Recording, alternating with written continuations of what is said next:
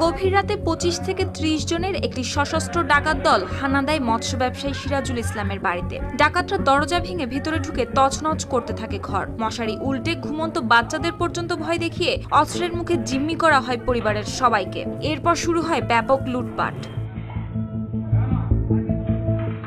CCTV ফুটেজে ধরা পড়েছে নারায়ণগঞ্জের ২৫০০ সংঘটিত এই ডাকাতির ভয়ঙ্কর মুহূর্ত। শুক্রবার রাত আনুমানিক ১টা ৩৫ মিনিটে একদল ডাকাত ফতেপুর ইউনিয়নের সিঙ্গারপুর গ্রামের মৎস্য ব্যবসায়ী সিরাজুল ইসলামের বাড়িতে ঢুকে আলমারি ও আসবাবপত্র ভাঙচুর করে। ঘরের প্রতিটি আলমারি ভেঙে নগদ টাকা ও স্বর্ণালংকার খুঁজতে থাকে তারা। এ সময় নগদ প্রায় ৪০,০০০ টাকা, স্বর্ণালংকার, ২টি মোবাইল ফোন সহ মূল্যবান জিনিসপত্র লুট করে নেয় ডাকাতরা। ভুক্তভোগী পরিবারের সদস্যরা জানান, কম টাকা পাওয়ায় ডাকাতরা ক্ষিপ্ত হয়ে ওঠে এবং যাওয়ার সময় ফের ডাকাতির হুমকি দিয়ে যায় তারা।